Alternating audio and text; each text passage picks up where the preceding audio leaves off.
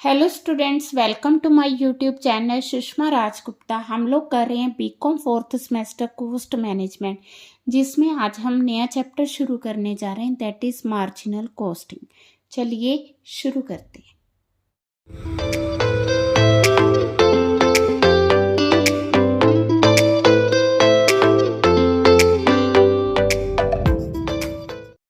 Marginal costing एक ऐसी technique है जिससे हम लोग कॉस्ट को रिकॉर्ड करते हैं और इससे हमें प्रॉफिट का भी पता चलता है।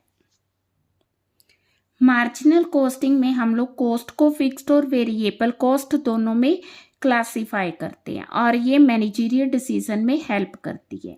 ठीक है, हर एक बिजनेस जानना चाहता है कि अगर हमने कुछ एक्स्ट्रा यूनिट सेल की है या मैन्युफैक्चर की है तो उससे हमें कितनी एडिशनल कॉस्ट हुई है और कितना एडिशनल बेनिफिट हुआ है।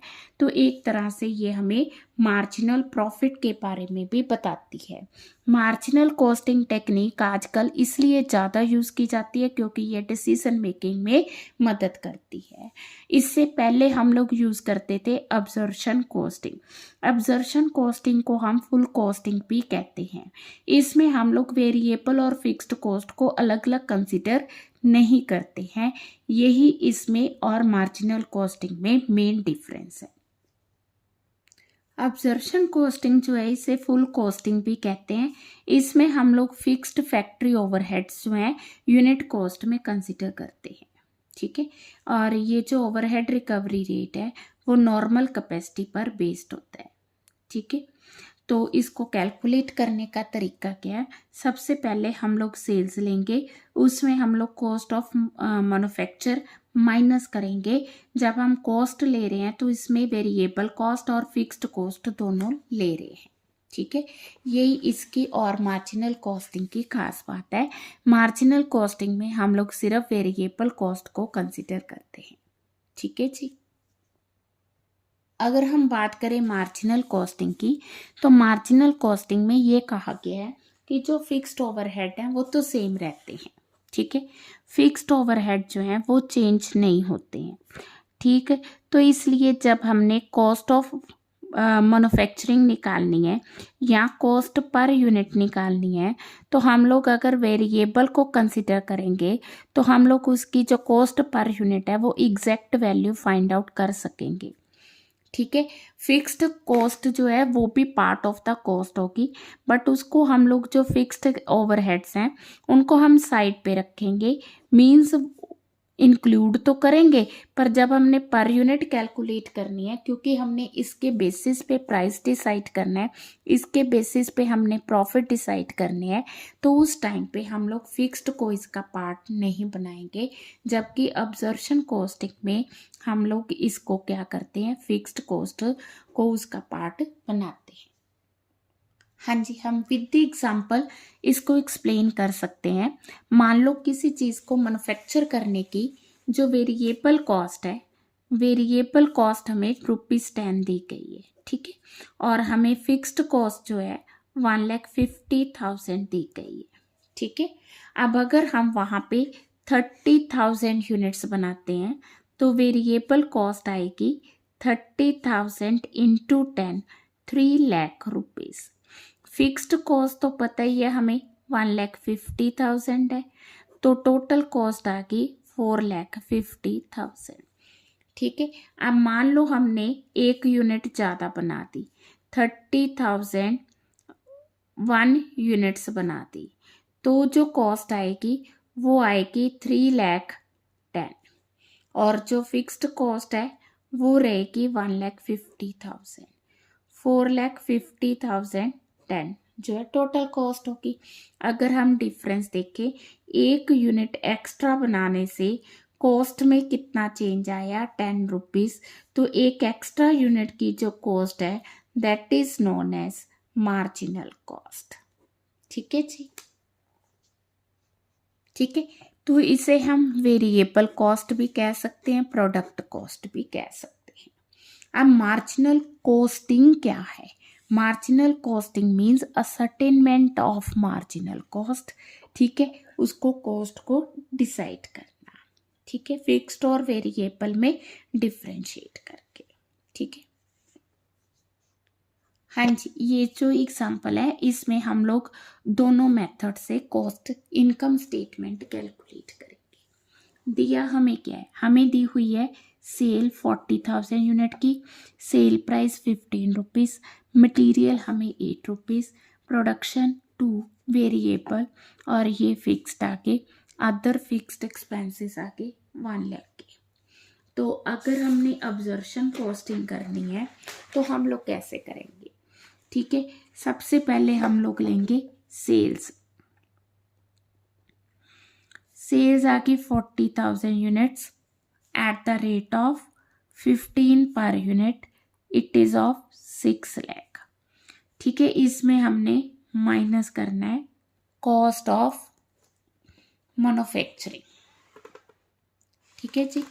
तो कॉस्ट ऑफ गुड्स मैन्युफैक्चर आ गई हमारे पास, जिसमें मटेरियल आ गया 40,000 का at the rate of 8, 3,20,000। Variable manufactured expenses 40,000 into 2, 80,000। Fixed manufacturing expense 50,000। ये अब्जर्शन में है, हम लोग यहाँ पे फिक्स ले रहे हैं, ठीक है जी।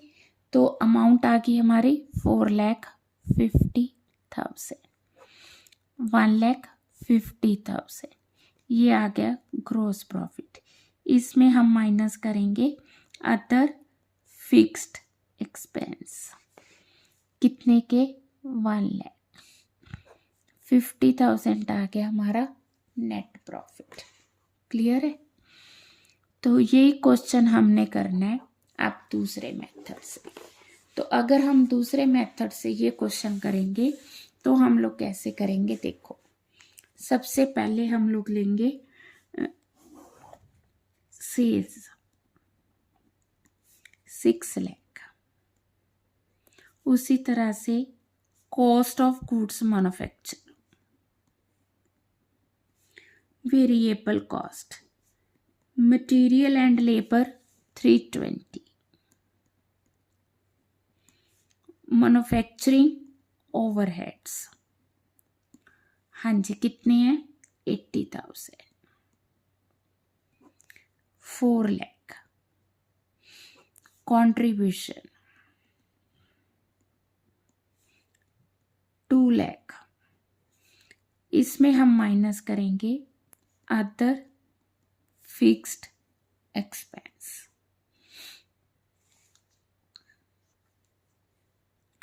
1 लाख, और ये वाले फिक्स्ड एक्सपेंस 50,000। जब हमने दोनों को माइनस किया तो 50,000 आ गया नेट प्रॉफिट। तो यहाँ पे फिक्स्ड हमने पार्ट ऑफ द कॉस्ट रखा है, यहाँ पे फिक्स्ड हमने अलग लिए और वेरिएबल अलग लिए। ये मार्जिनल कॉस्टिंग और अब्जर्शन कॉस्टिंग का डिफरेंस है। अब देखो यहाँ पे तो प्रॉफिट सेम आया 50,000 एंड 50,000, बट अगर हमें क्वेश्चन में क्लोजिंग स्टॉक दिया है, अगर प्रोडक्शन सेल से ज़्यादा है, प्रोडक्शन ज़्यादा तो ऑब्वियस है क्लोजिंग स्टॉक होगा। अब अगर हम अब्जर्शन कॉस्टिंग में क्लोजिंग स्टॉक करेंगे तो हम लोग फिक्स्ड कॉस्ट इसका पार्ट होगा, तो हम लोग क्लोजिंग स्टॉक मतलब उसमें फिक्स्ड कॉस्ट भी कंसिडर होगी, ठीक है, जिससे क्लोजिंग स्टॉक की value as compare to marginal cost ज़्यादा आएगी। कैसे होगा अभी करते। देखो हमें दिया सेल्स, प्रोडक्शन दी 1 लाख यूनिट, सेल हुई है सिर्फ 80,000 यूनिट, 20,000 बच गई, वो क्या होगा हमारा क्लोजिंग स्टॉक। सेल का रेट दिया है 15 रुपीज़, 80,000 इंटू 15, 12 लाख आ गई हमारी सेल। अब इसमें मटेरियल आ गया 250, लेबर आ गई 3 लाख, फैक्ट्री ओवरहेड्स आ गई 1 लाख 250, टोटल जो आ गया 9 लाख। अब ये जो 9 लाख कॉस्ट आई है कितने की आई है, 1 लाख यूनिट्स की आई है, क्योंकि हमने प्रोडक्शन तो 1 लाख की है। अब 1 लाख में से 80,000 सेल होगी, बची कितनी है 20,000। तो अगर 1 लाख की कॉस्ट 1 लाख यूनिट्स की कॉस्ट 9 लाख है तो 20,000 यूनिट्स की कॉस्ट क्या होगी? 9 lakh divided by 1 lakh multiply by 20,000, तो ये होगी हमारी 1,80,000। ठीक है जी, 1,80,000 क्लोजिंग स्टॉक होगा। समझ के? तो इसमें से हमने क्लोजिंग स्टॉक माइनस करना है, हमने कॉस्ट निकालनी है 80,000 की, 20 की माइनस कर दी, तो ये 80,000 की कॉस्ट आ गई। तो ये आ गया हमारा ग्रोस प्रॉफिट, इसमें से हमने सेलिंग एक्सपेंसेस माइनस की, तो आ गया नेट प्रॉफिट। ठीक है, अब अगर हम मार्जिनल कॉस्टिंग में करेंगे तो उसमें हम लोग फिक्स्ड जो है एक्सपेंसेस उसको कंसिडर नहीं करेंगे। हाँ जी, हमने क्या किया, सेल ले ली, मटेरियल, लेबर, फैक्ट्री ओवरहेड, सबके सब हमने वेरिएबल्स लिए। तो इसमें हम लोग माइनस करेंगे क्लोजिंग स्टॉक। ये जो 6,50,000 हमें कॉस्ट दी है, ये दी है 1 लाख यूनिट्स की। We are to calculate 20,000। ठीक है जी, तो वो आ गई 1,30,000। वहाँ पे कितनी आई थी? 1,80,000। क्यों आई थी? क्योंकि उसमें फिक्स्ड कॉस्ट ऐड की हुई थी। ठीक है, अब अगर हम इसमें से माइनस करेंगे 650 में से, तो आ गई 5,20,000। क्लोजिंग स्टॉक दोनों का डिफरेंट हो गया। अब हमने इसमें से माइनस करने हैं फिक्स्ड जो है फैक्ट्री एक्सपेंस।